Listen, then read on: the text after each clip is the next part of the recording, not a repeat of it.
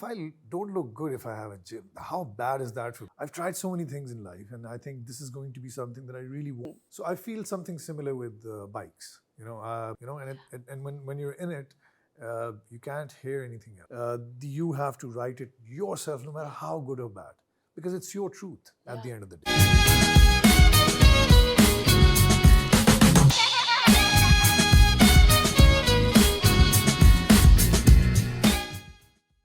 Hi guys, welcome back to Momina's Mixed Plate, Season 3, powered by Insignia Shoes. In the studio with me, I have musician Umair Jaswal. His new album has come out, so we're going to be talking about all things music. But along with that, he is a fitness buff, so we're going to talk about his fitness routine. We're going to be talking about his trip into the mountains and his biking trip across Pakistan. And towards the end of the episode, Umair is going to be talking about how he does not come into the public eye and how he avoids being in public spaces. Before we get started, you guys don't forget to subscribe to the channel. Hit the notification bell so you can be part of the Momina's Mixed Plate family. And let's welcome on Umair Jaswal.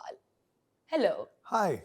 How are you? I'm good. First of all, thank you so much for having me, and apologies for taking too long. No, thank you so much for this making this happen. It has been a long time coming. I think it's been 2 seasons. Absolutely. We have been waiting for you to be on the show. Absolutely. But congratulations on your album. Thank the you. sound is it's sounding phenomenal. Thank I you can't very I'm waiting to dive into volume 2 now Oh, when it great. comes out. Acha, before we get into the music, Yeah. everyone is obsessed. And by I mean obsessed with your fitness and like your transformation when it comes to fitness. So I want to know about your routine, what brought it about, and how's it going? People think it happened really, really fast, but it didn't. I've been in and out of the gym for the last 15 years. So, but I'm gonna say I have my lazy days, I have my lazy months. So it's not like I'm always looking like this, but I try.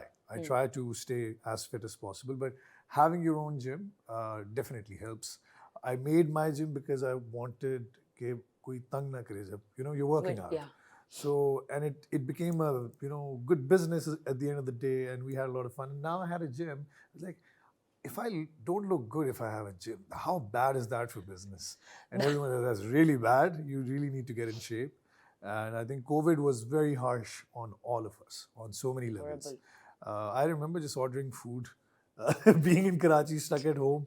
And that was the point where we decided and wanted to do it slowly, wanted to do it the right way, and wanted to use science to understand your own self.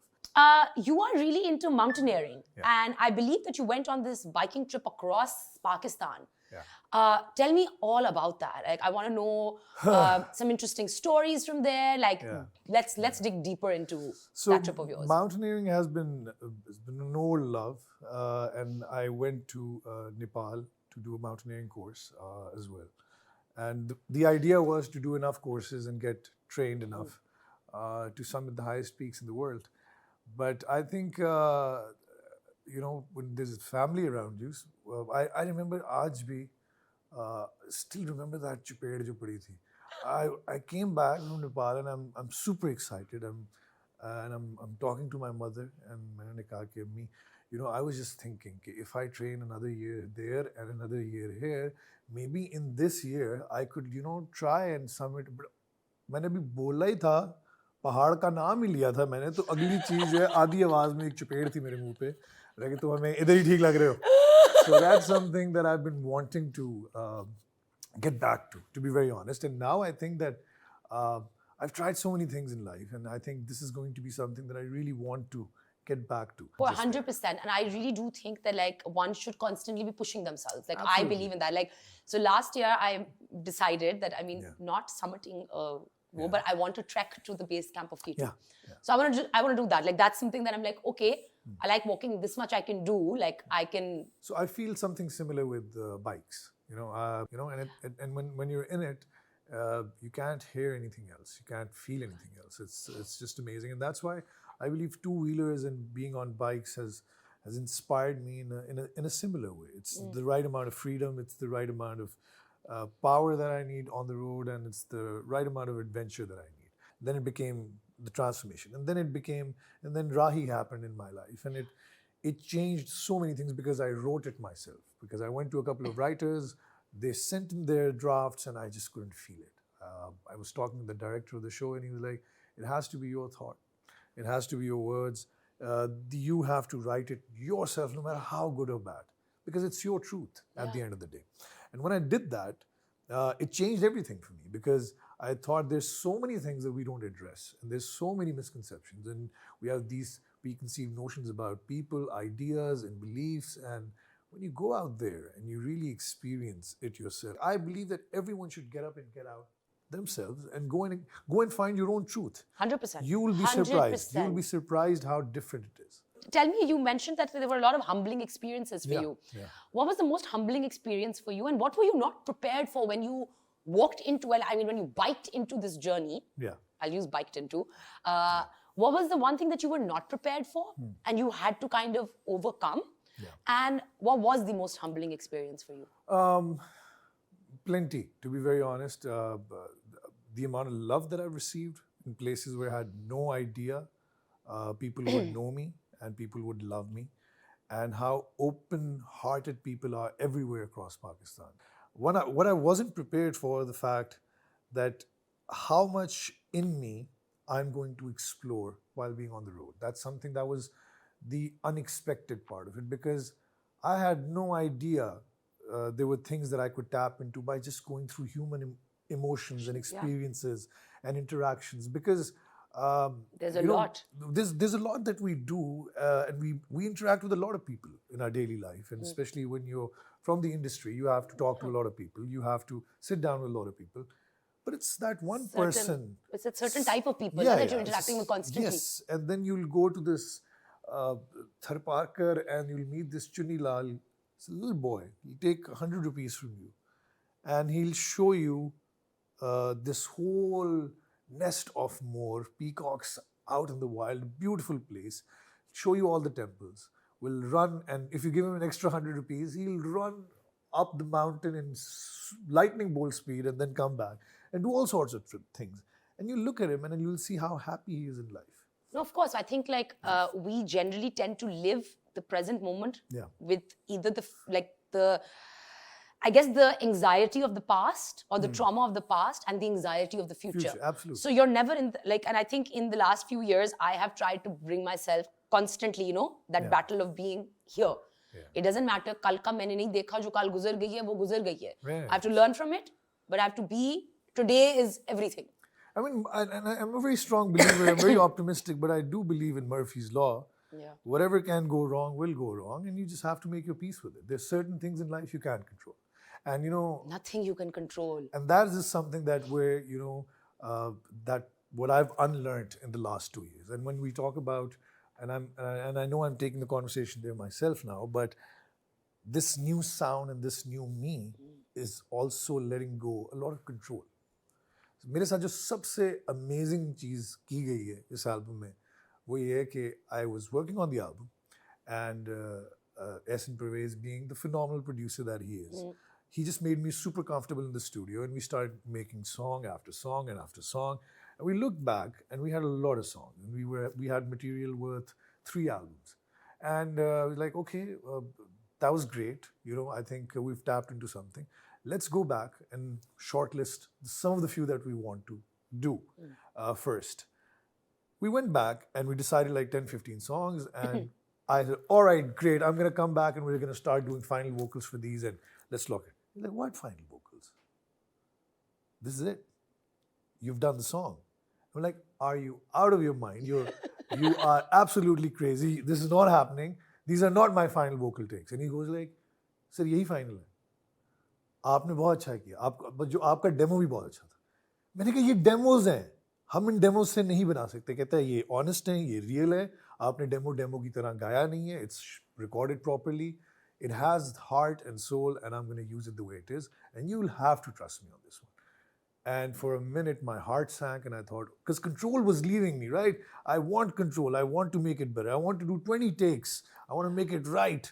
But as a producer, he was thinking that if I can take this one thing away from him and still make him like it, then job well done. No, it's amazing to let go. And I think it's one of those things that I think I've struggled with myself. Yeah. I've struggled with control my entire life. I'm one of those very those type of people that would micromanage everyone and everything. And I would do well in life, but I would not do I would never achieve the level that I wanted to achieve. Okay. Yeah.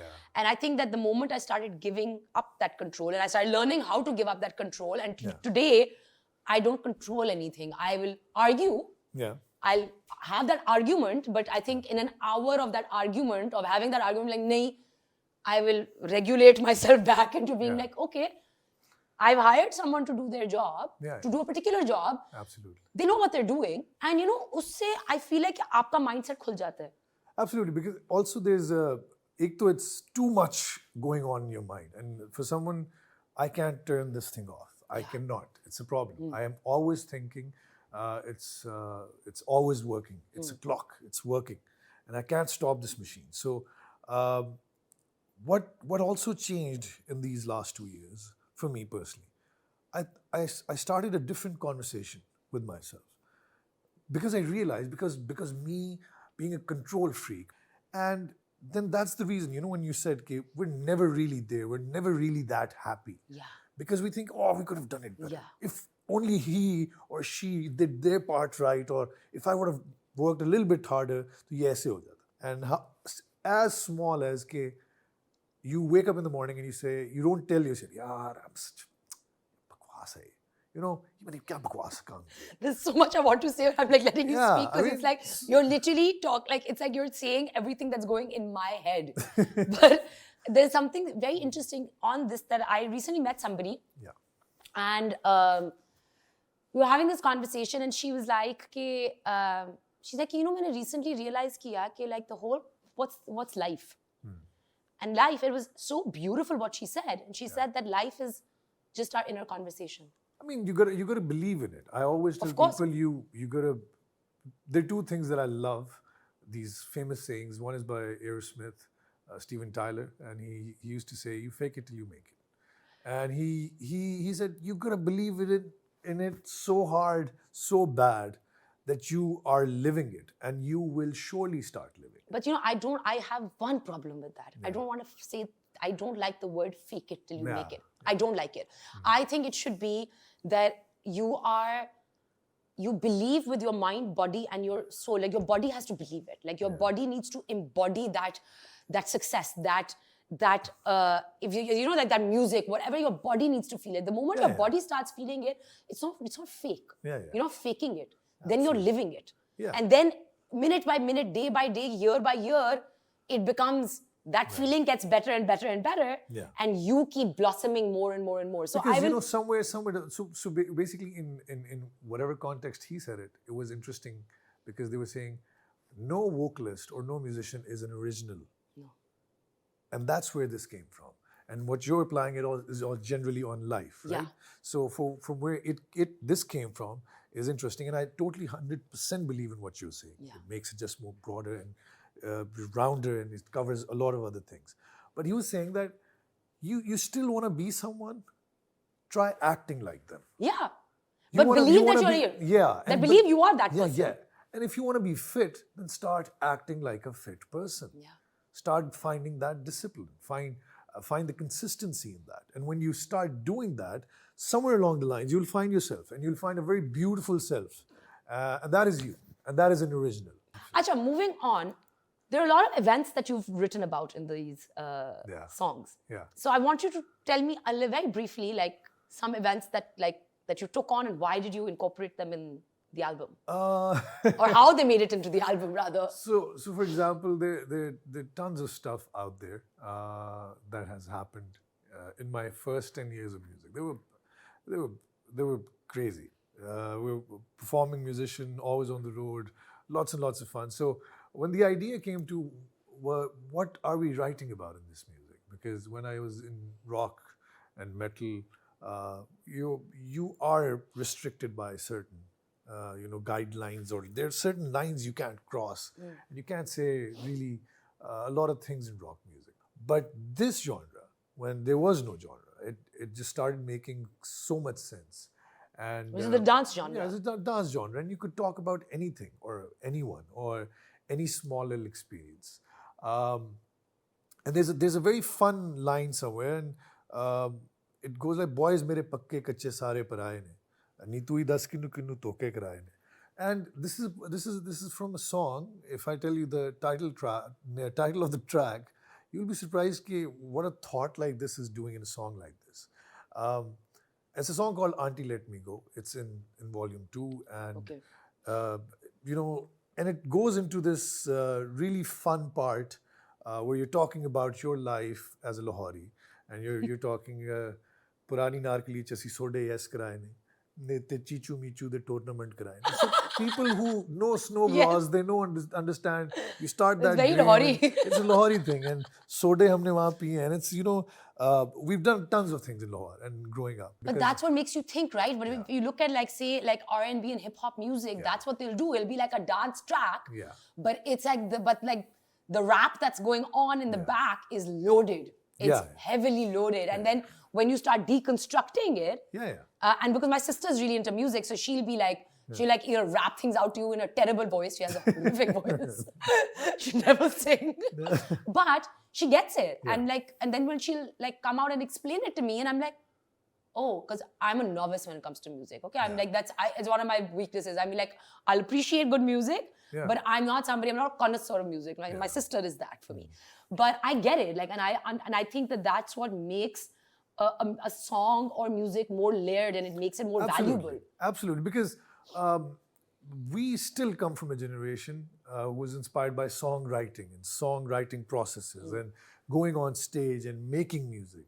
And whenever we write music now, that still plays a very important part. And our music, we try our best, doesn't sound like a loop. It's amazing. And like you can, and like people, somebody, like again, like I said, that it depends on who's listening to the music and what state of mind they're in and what they're picking up, right? So like you've done your job and now it depends on the viewer what state of mind they're listening to. I've primed myself for getting into a lot of trouble in the future, I think so. That's okay. Do you know why? Because I feel like when you're breaking a mold, when you're disrupting, you need disruption. You need to ruffle some feathers, because that's only the time when you'll start a real conversation. Yeah, absolutely. But I'm really excited for volume 2. Thank you. And before we go, quickly please tell us, like, how are you staying so far away from the public eye? Because you're never anywhere. You maintain a very, mysterious persona, elusive. No, it's not that. I'll say I'm lazy, to be very honest, and well, that's a lie. We just spoke. We started contradiction. We started the episode. It's not going to work. It's not going to work. I'm not buying it. You're not buying it, and so all my friends and family who also take care of PR and stuff, they also complain about this, and they say I'm not as much in front of the camera as I should be, but I believe that I should be in front of the camera when I have something to say. But other than that, I still believe in the fact that people that I still love and adore and I idealize and are my heroes out there, I really don't care what they eat in breakfast. I'm more concerned with their art. I'm more concerned and more, I'm waiting eagerly for their next piece of art. What are the mindset? Like learning from that mindset, how do they get into that zone? And I like that distance between me and my heroes because, they say never be friends with your heroes, because you'll just realize they're as human as you are. As you are. And with that, I just said a lot of things for people to understand. Yeah. Thank you so much for taking out the time. Thank you. I wish you all the best. Your album is sounding great, and I can't wait for volume 2. Thank you and, it's been a pleasure. It's been a real pleasure. Thank you so very much. And I hope you guys enjoyed the segment. Please don't forget to subscribe to the channel. Hit the notification bell so you can be part of the Momina's Mixed Plate family. And I'll see you next time. Take care.